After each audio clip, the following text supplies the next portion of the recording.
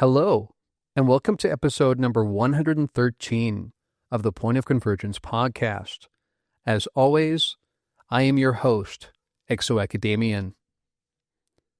Throughout the history of ufology, researchers have been attempting to make sense of both the technology and the nature of the intelligences behind the anomalous phenomena that have been observed and interacted with.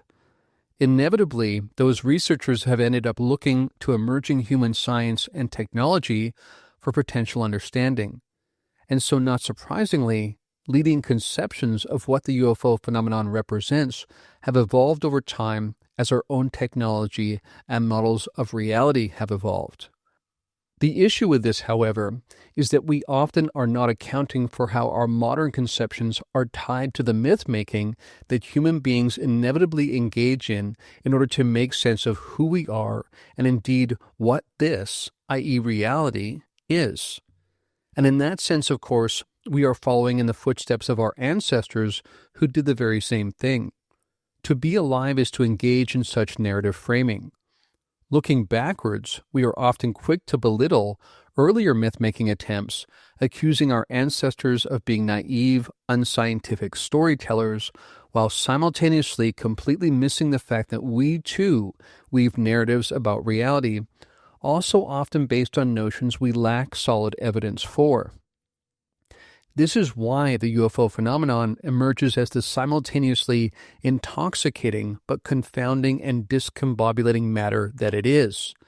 Fascinatingly, and perhaps tellingly, it often seems to manifest in such a way as to poke holes in our latest myth. And in so doing, it helps those within the societal structure, those with a keen and discerning eye, that is, to see our collective narratives as such, as myth. Note here that myth doesn't necessarily mean untrue.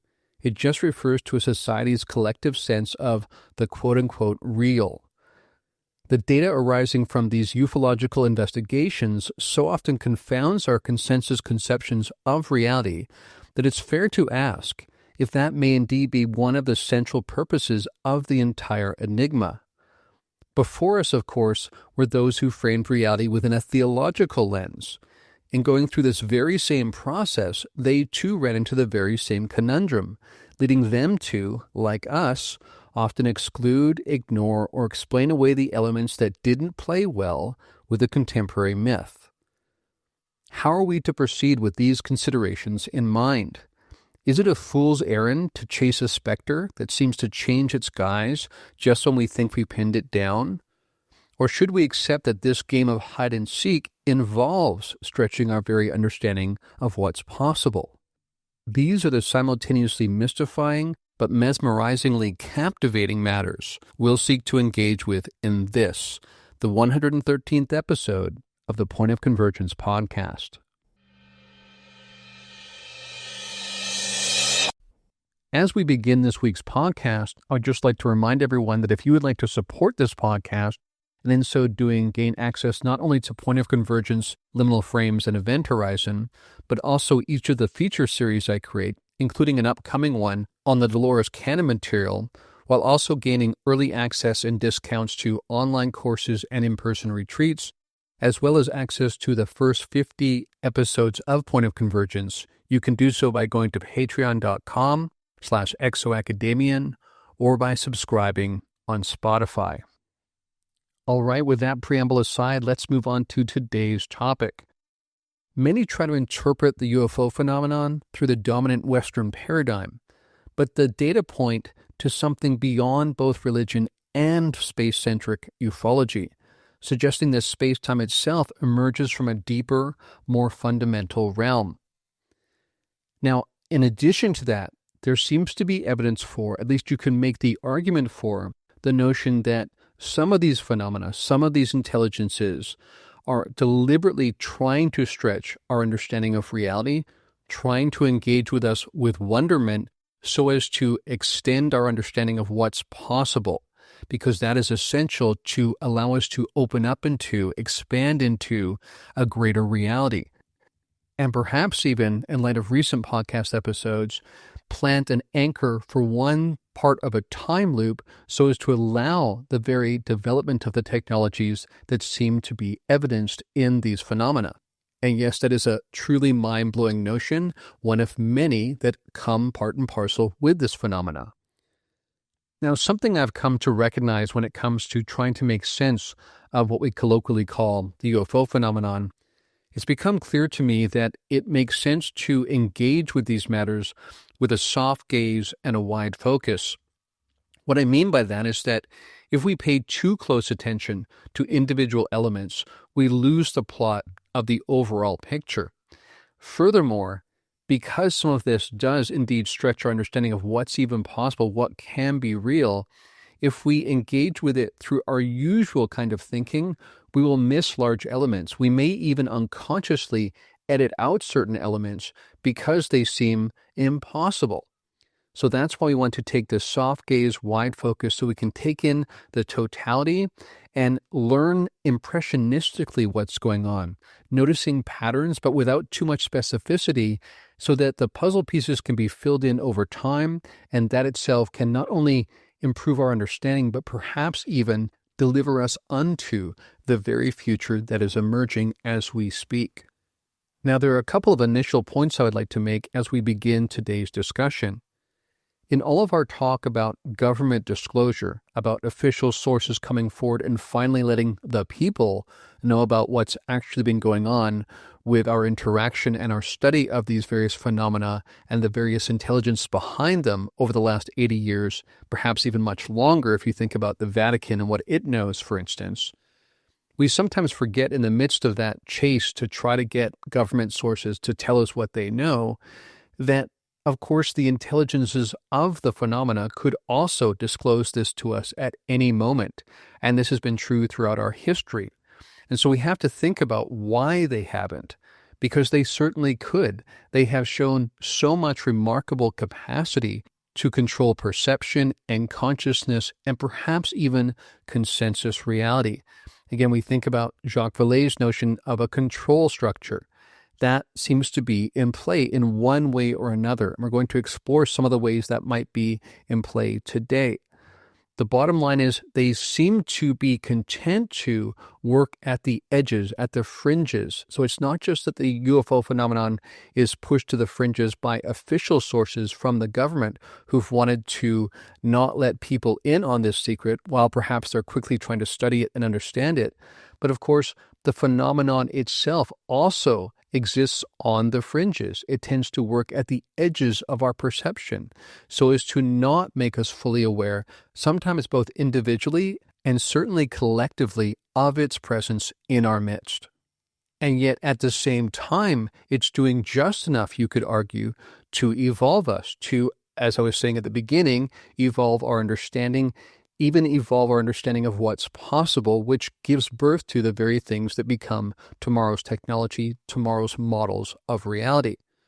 So we think here about the show Westworld and how this actual reality of the humans who are controlling and setting up this entire construct of Westworld, they're acting from the fringes. They come in when things are shut down, change some things, update some things, and then exit stage left, if you will, and everything resumes. And at least initially, the robot beings within Westworld know nothing about this. They assume that their reality is real and the only reality. Our situation is very much like that. And furthermore, not only has it been like that for the last 80 years or so, but you can make the argument based on religious history and religious texts recording accounts of encounters with some of these very same beings, perhaps described differently because our interpretive lens does change how we make sense of these things.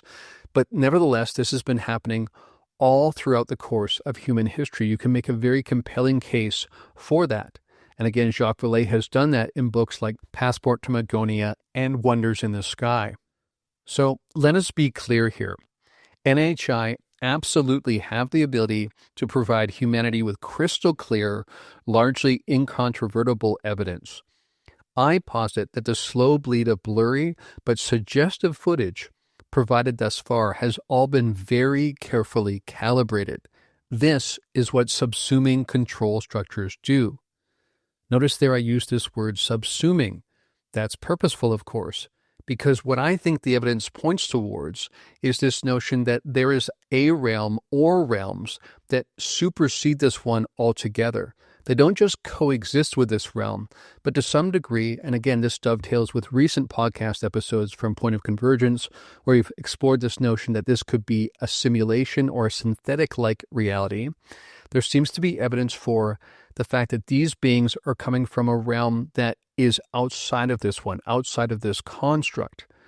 Now, what's even more fascinating, and again, perhaps telling, is that when human beings enter into that larger subsuming realm, they often describe it as more real than real. This, of course, not just happens in contact with non-human intelligence and the realms or the states of being that people are taken into during those encounters, but also through experiences like near-death experiences. People there also describe it being more real than real.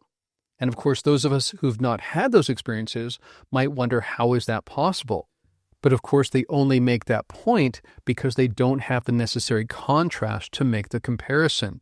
How would you describe water to a being that had never come across it? This is kind of what's in play here, that we have a combination of the way that another realm, another state of being is described by people who do encounter it, as well as the fact that these beings seem so much more capable than us, not just technologically, but also in terms of their understanding of consciousness. Now, that isn't to say that they're coming from some celestial realm and this is just a physical realm. It may be more complicated than that. It likely is more complicated than that because even that distinction is based on old models of reality, old myths, if you will. Again, hearkening back to what we discussed in the introduction there.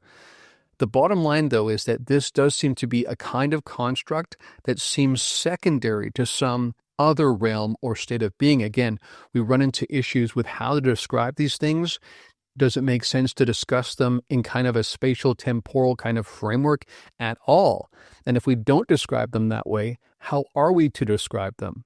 It's very fascinating, very mind-stretching, which again, I would argue perhaps the entire enigma is set up to do that very thing.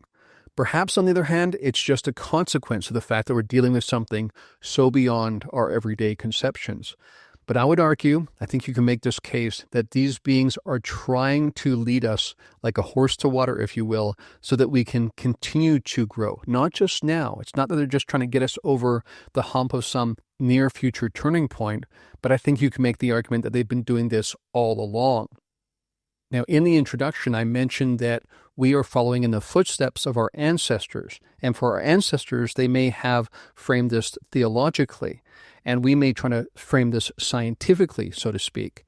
But what's interesting is that the very same event can be interpreted very differently so that the end result, the product we think we're working with, is fundamentally different. This demonstrates the degree to which we actually are part and parcel of the process. I think this happens at much deeper levels even in terms of how our consciousness actually helps us co-author reality, both individually and collectively in terms of what forms what we call consensus reality. And I would argue that you can even go to different parts of the world and notice slightly different, fine-tuned consensus realities according to those different cultures. I don't think culture shock is just to do with these sort of things on the surface that we notice, trends and fashions and customs. I think it's deeper than that. And when we look closely, we see it. Again, we're often hypnotized into not seeing it because we assume that kind of thing doesn't happen. We assume there's one consensus narrative, full stop. This reminds me of when Rupert Sheldrake talked about going to different astronomical observatories and asking about different constants. And he saw that at one point, a certain constant wasn't being measured for anymore. It was just being written in. And when he asked the people there, the researchers, why are you not measuring for that constant? They said, well, ironically, because it sometimes is not constant. Sometimes when they take measurements, it's slightly different. And they said, we know that can't possibly be true, though. We know this is a constant according to our model. So we're just going to superficially write it in at the last minute, ignoring the fact that there's actual variability in the data themselves. This speaks to the degree to which we do this. I think also of the famous case of the miracle of Fatima. Again, even that title kind of hints at how people framed it. What's fascinating about that case, maybe more than any other case of its kind, is that there are two very different interpretations of what that event represented. Of course, on the one hand, we have the Catholic interpretation of that event as a Marian apparition, the Mother Mary showing up to try to lead her people to a better future. Now, yes, indeed, there was a small female-like humanoid figure that was observed that interacted with these young children, these 3 young children in Portugal in 1917. But there was much more than that, of course. There were UFOs seen in and around that vicinity even weeks before the encounter with this female figure. So the question is, knowing that so much of the UFO phenomenon does involve humanoid and even fully human-looking beings, what evidence do we have to suggest that's really a Marian apparition or something that falls within Catholic doctrine or theology? And furthermore, even if we call it a ufological event, isn't that just, again, a certain way of framing this, and this happens to sort of fall within it? We exclude the parts that don't seem accurate, or we assume this is actually manipulation on behalf of the UFO intelligences, and by that we tend to mean these aliens from Alpha Centauri, and anything that doesn't fit we just cut out, and it can't fit in the suitcase, so we just leave those pieces of clothing behind. The point is that this phenomenon seems to eclipse both of those contentions, both of those framings. And if we could focus more on the phenomenological data and less on our framings, then we would be further ahead. And the miracle at Fatima is a perfect example of that. Is that the UFOs at Fatima, or is that the Mother Mary at Fatima? Maybe the way that we're forcing that into one of those two is part and parcel of the problem, and maybe very well what the phenomenon, the intelligences behind the phenomenon, are trying to teach us. Now, is it possible that there are also beings that are trying to actually limit our potential, keeping us oblivious to some larger reality? I think that's true too. These need not be mutually exclusive. I think both are going on because partly there are different kinds of beings. And this relates to something that Hal Puthoff recently said regarding UAP, NHI, and their origins. He said, quote, different forms and different sources. And he went on to say, and our detection platforms are so well advanced that we can see a lot more. Then it really becomes a zoo of options and possibilities, unquote. Now, he and other key sources that have had high clearances, the highest clearances available in studying this phenomena over decades, have said that there are multiple species here.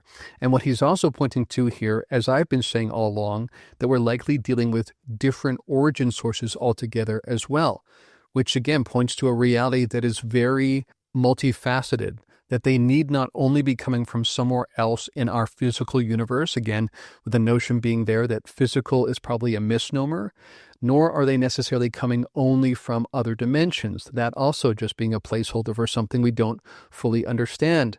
Of course, some could be right here on the Earth, but simply beyond our perception.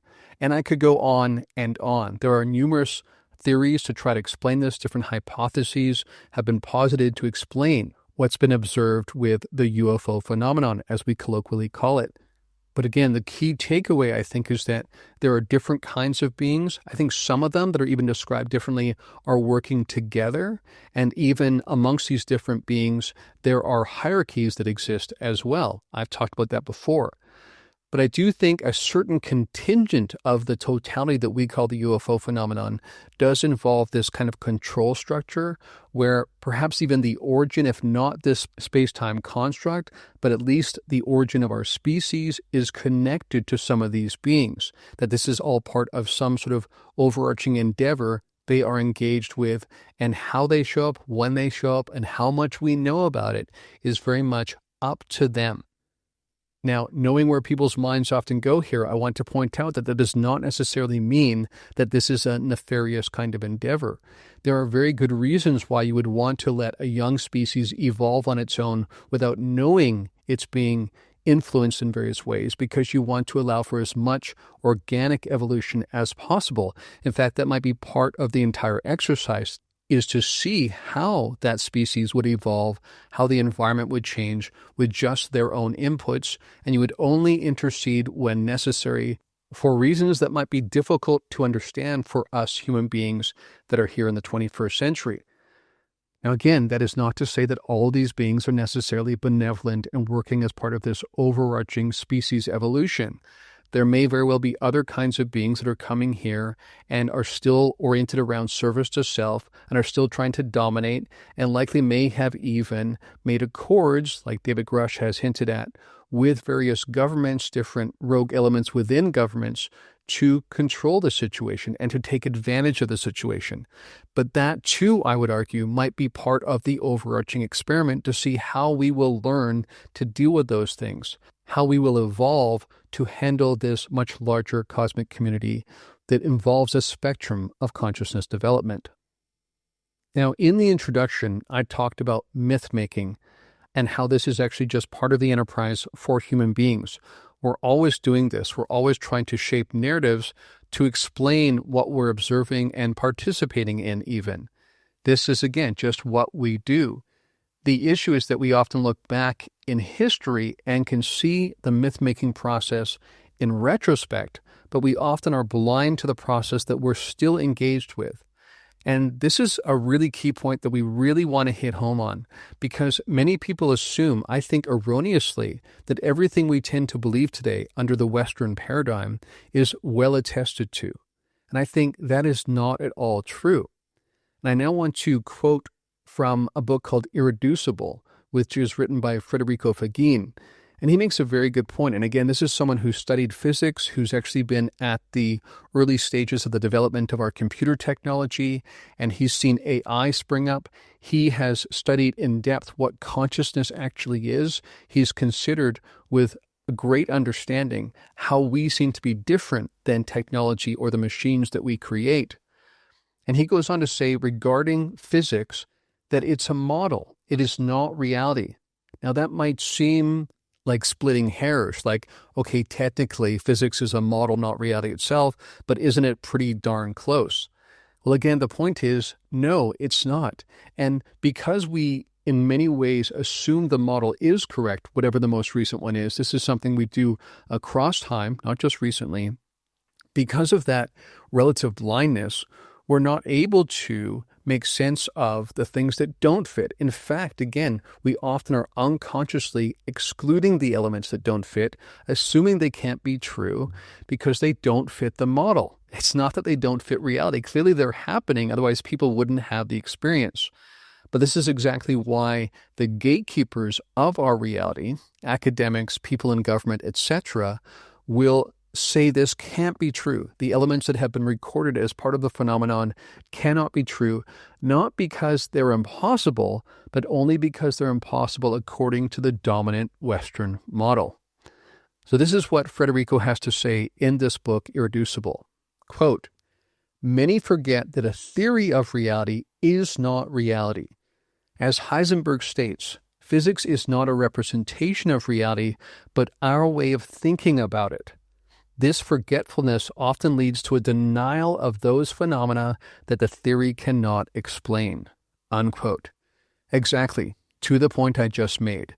And this happens across time. We saw this with theologians in the past who, when certain phenomena arose that didn't fit with that notion of reality, they would say it couldn't possibly be happening. They would sometimes quiet or imprison or even execute people who dared to say there was evidence suggesting the current model wasn't correct. We may not execute people today based on those kinds of notions, but we do silence them. We do try to destroy careers when people try to make these points. And if nothing else, we just try to crush them out or push them to the fringes where they will be disregarded because they don't fit with the dominant paradigm. And on that note, I would like to add that while I, along with everyone else, champion the fact that academia is finally involved, that we're seeing more and more academics every day get involved in this topic. In fact, I would go on to say that actually I'm hearing rumors, rumblings of the beginnings of an entire university that is built to only study these matters, to engage with a multidisciplinary kind of approach, bringing different fields of study together under this one umbrella at an actual physical university designed to study these things. While that's happening and while that's great, we also need to recognize that the outlier elements must be considered. We cannot just exclude them because we assume they can't be true. That this is something that academia is going to have to come around on. The ways the Western civilization will have to transform to accommodate these truths involves expanding their notions, opening up the walls that might have been cemented shut in order to truly consider the depth and breadth of all of the elements associated with this phenomenon. Now, speaking of academia and the ways that it will have to expand to really incorporate all of this material, we think, of course, of the work and the life, the legacy of Dr. John Mack. He was someone who, while being a Harvard psychiatrist and a Pulitzer Prize-winning biographer, extensively studied the UFO abduction phenomenon. His work challenged the Western materialist views that we're discussing today, the ones that we're pointing a finger at and recognizing are part of myth-making. Of course, John knew all too well what it was like to take on the consensus narrative. He actually was almost forced out of Harvard because he dared to study these things and he dared to take them seriously. This is really remarkable when we think about this was a kind of inquisition that happened in our time, only a few decades ago, happened to Johnny Mack. And if it can happen to him, a highly regarded scholar, Pulitzer Prize-winning biographer, then clearly it could happen to anyone that dares to challenge the paradigm. These are some things that John Mack said in reflecting on this process he went through. He said, quote, "The Western mind, with its emphasis on empirical observation and rational analysis, has great difficulty accommodating experiences that originate in dimensions of reality that cannot be perceived by the physical senses or measured with our familiar instruments." That was from his book Abduction, Human Encounters with Aliens, published in 1994. And in an interview with Nova, that was a PBS program in 1996, he said, quote, "These experiences force us to consider the possibility that reality itself is more fluid and multidimensional than our culture has taught us to believe." He also said in his second book on these matters, Passport to the Cosmos, quote, "What is particularly troubling about the UFO phenomenon is that it seems to exist in an intermediate space, not entirely physical, yet not purely subjective. It challenges the very framework of how we separate what is real from what is imagined." And at a lecture at Harvard Medical School in 1995, he said, quote, "We are dealing with a phenomenon that violates our most basic understandings of time, space, and selfhood. And in so doing, it forces us to rethink our place in the cosmos." And finally, in a 2003 interview, he said, quote, "The problem is that Western science has been structured to exclude anything that does not fit into a materialist framework. Yet these experiences appear to be just as quote-unquote real in terms of their impact on the experiencers as any conventional encounter," unquote. So this is what he's getting at here, that the phenomenon wasn't just about extraterrestrials, but pointed to a deeper, more complex interaction with consciousness and reality itself. And his perspective deeply challenged mainstream Western epistemology to the point again that they tried to force him out, one of their own, a highly regarded scholar and academic and therapist. Imagine what they would try to do to new people on the scene that dare to take these things seriously. Again, slowly this is changing, but I really want to underline this point that if academia is going to engage with these matters, they need to pick up from where John left off, not go back to where we were, assuming that this couldn't possibly be true because it confounds our present assumptions, but rather we need to build upon and from the foundation that's already been laid by the work of people like Dr. John Mack. Now, speaking of this notion that actually our consensus reality and even the consensus reality ascribed to within academia is actually mostly a house of cards in many ways, Bernardo Kastrup has made this point, and he made that point when I had a conversation with him as part of a two-part PoC series. And you may remember that in that conversation with me, he said that it is not evidence that keeps people locked in on physicalism, but unquestioned cultural assumptions. Many of those assumptions are just inherited and not questioned. Now, he's a philosopher and author, for those of you who don't know, who has questioned physicalism's dominance and has said that it's less about empirical evidence and more about cultural assumptions and, again, inheritance of those assumptions. He suggests that physicalism persists because of societal biases and the influence of powerful economic and political interests rather than being firmly grounded in scientific proof. In his book, Why Materialism is Baloney, Kastrup said, quote, "Indeed, it is nearly impossible for any person inserted in a modern cultural context to escape the haze of the zeitgeist and develop a truly unbiased, critical, and personal worldview." He went on to say, "Materialism represents an astonishing failure of the human intellect to see what's right under its nose. It hides nature's marvelous simplicity behind a veil of contrivance."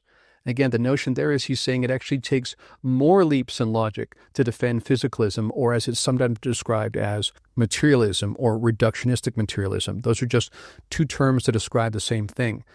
Physicalism is the term more commonly used these days, though in the past it was often described as reductionistic materialism.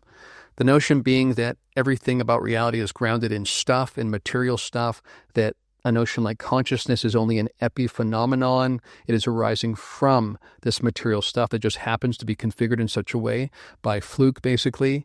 He's saying that's wrong, and he's saying furthermore, and perhaps more importantly, it's almost impossible for people to really examine these matters because by inheritance they take on these assumptions that are unquestioned.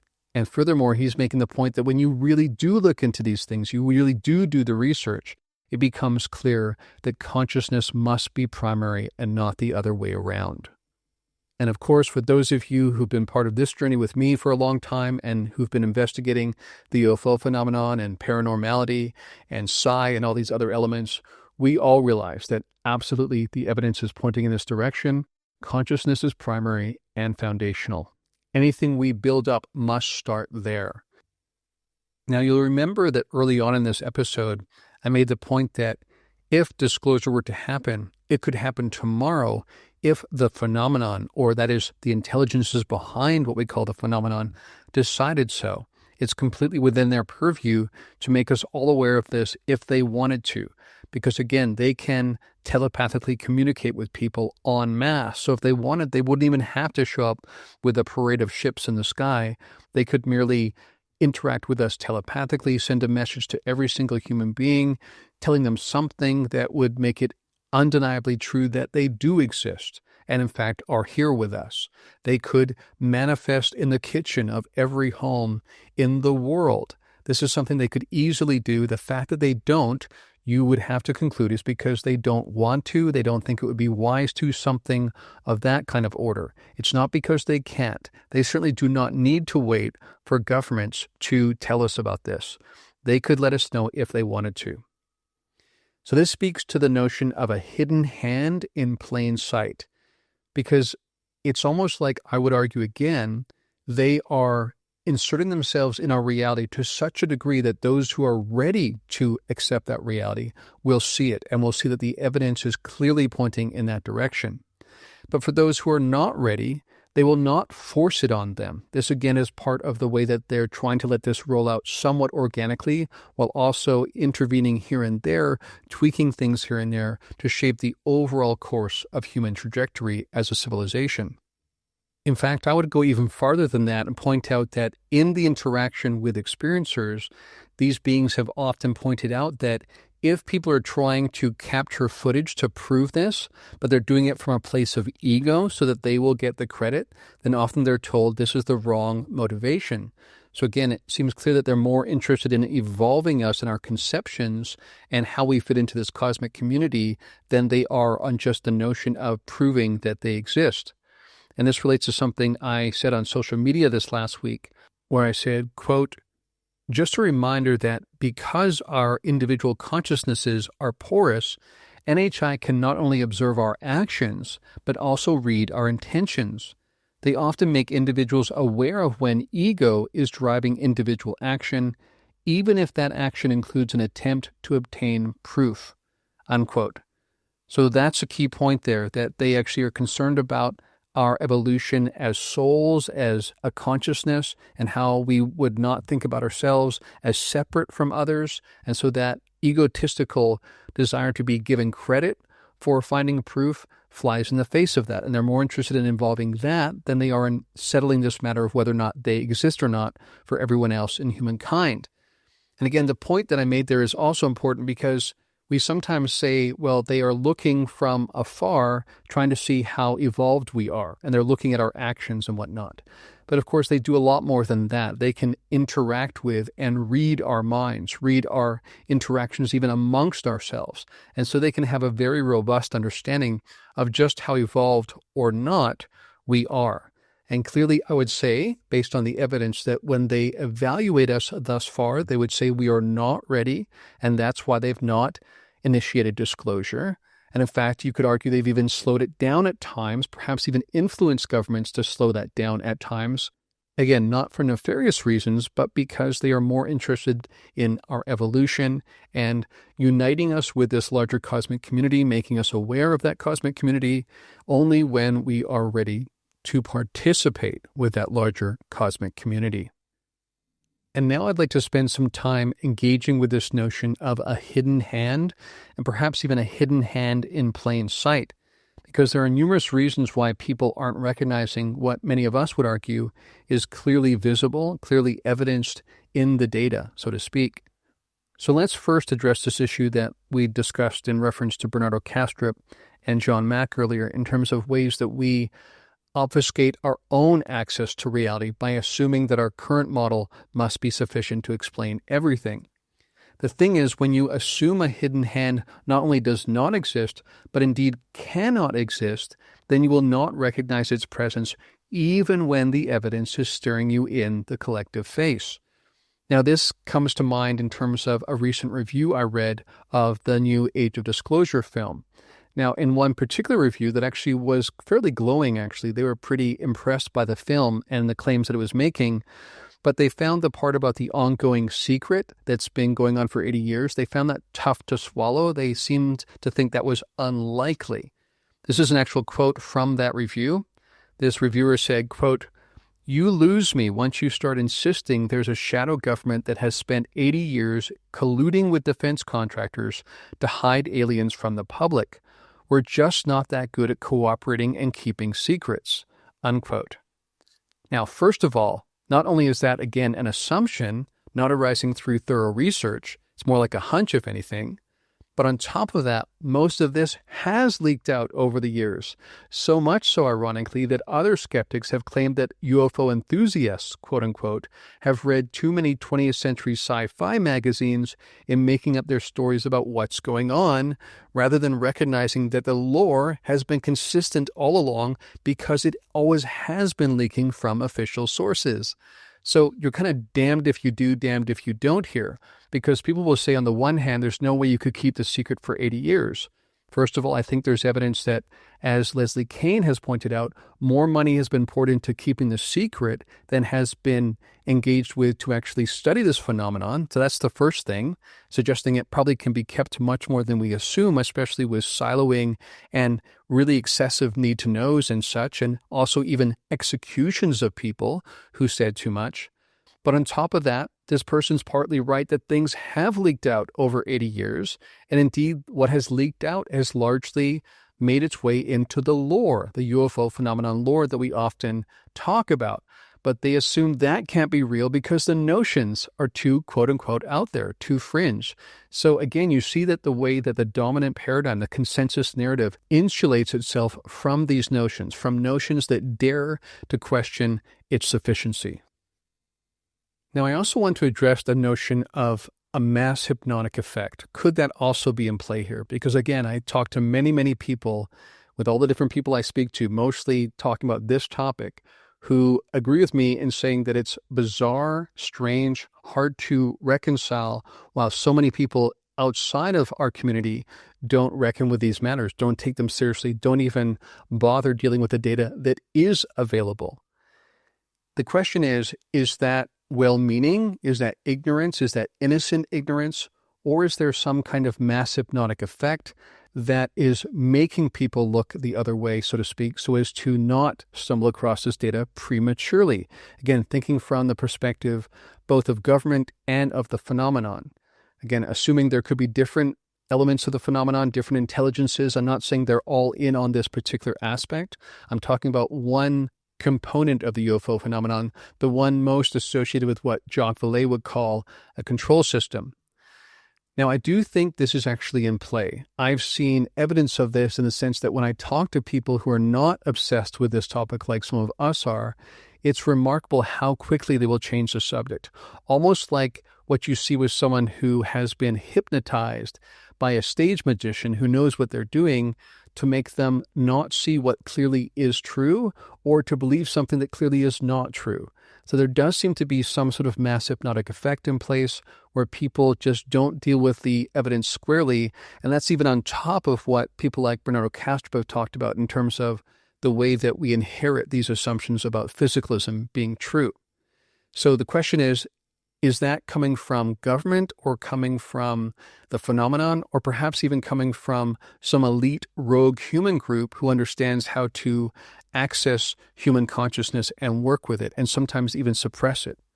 I would suggest all of the above could be involved, but mostly I would say it's a combination of the latter two. So either the rogue elements of human elite groups that know how to do this or UFO intelligence doing this. Again, not for nefarious reasons, but largely to make sure we don't stumble across this prematurely. The same way we don't tell children certain truths about reality until we think they're ready. That's not nefarious. That's actually wise parenting.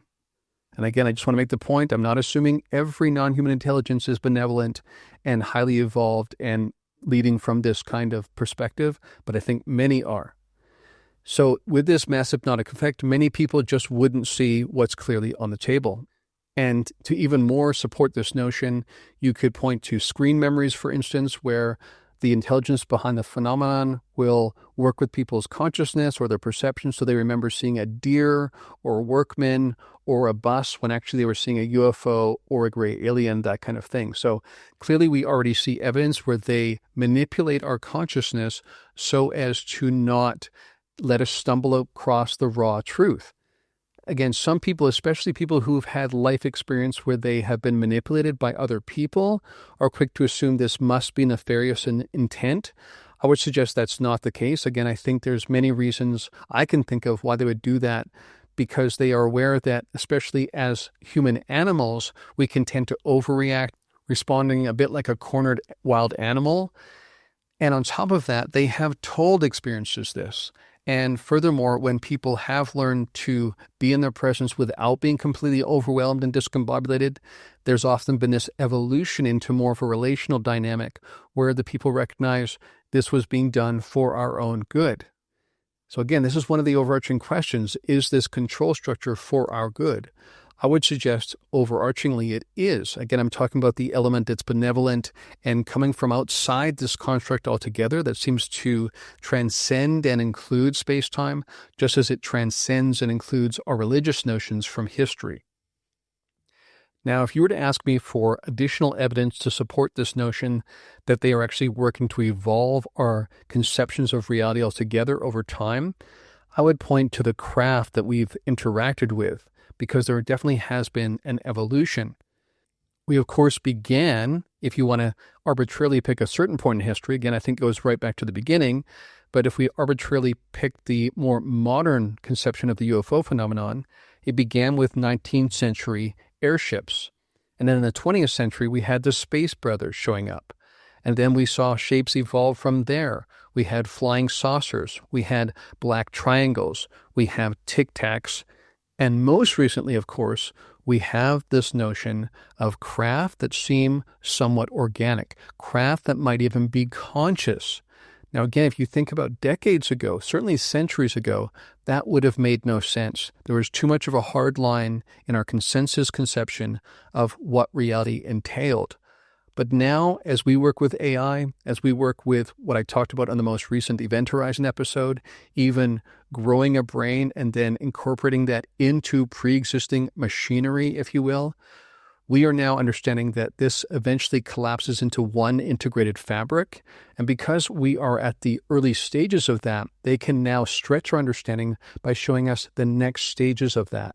So we're now hearing notions of psionics, which isn't to say that didn't exist a couple decades ago. It did, but it's more in the limelight now because we're ready to deal with it. Even nuts and bolts researchers are saying out loud they're being forced to deal with the quote-unquote woo, with the consciousness aspect, because it is front and center, especially recently. Again, I think I would argue that that is by design.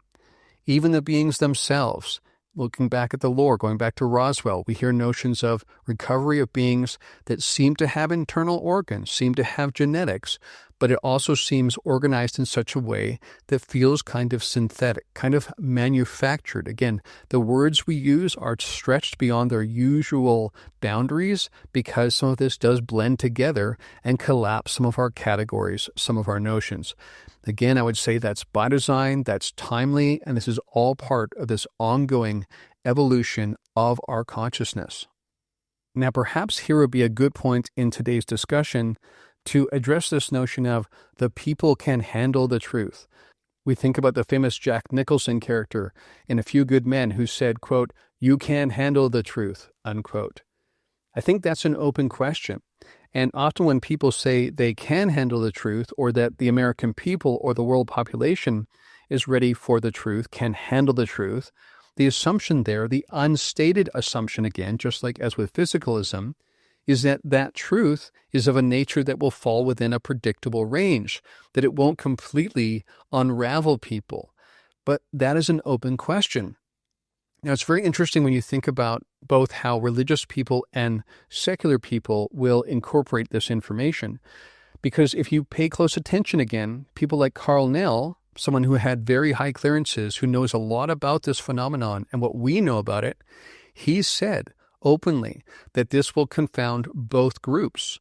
And specifically, even discussing religious believers, he said it's kind of ironic in a way because on the one hand, these people already nod their head towards and to some degree do believe and can hold on to the notion that there are beings beyond us, beings that stretch our understanding of what's real, that seem to be coming from outside the construct.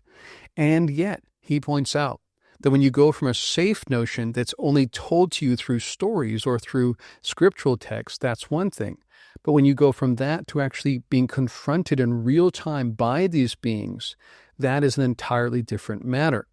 Now, this is interesting in terms of theological implications and the way that people's psychology works out.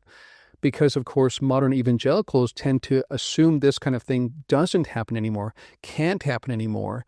And we have this conveniently tame notion of a Bible to tell us about these encounters, but we don't have to be overwhelmed. We don't have to be told by these beings, do not be afraid, because we're reading about it in a tamed way, which has to do with how overarchingly religion tends to follow this pattern of man, myth, monument. In other words, certain people initially have an encounter with something otherworldly, again, according to the original notions, and that eventually becomes a myth in the generations following. And eventually we monumentize that. We turn it into a monument. We make it safe. We lock it down and say, this is what it is. This is what it meant. But it only happened to them in the distant past. And I think that's partly because secretly, somewhat unconsciously, many people don't want to be confronted with that reality because it is overwhelming. And this is also interesting when I think about how many people reach out to me and say, I'm dying to have one of these encounters. I would love to have one of them. I feel like I'm missing out by not having them. On the one hand, I totally recognize that.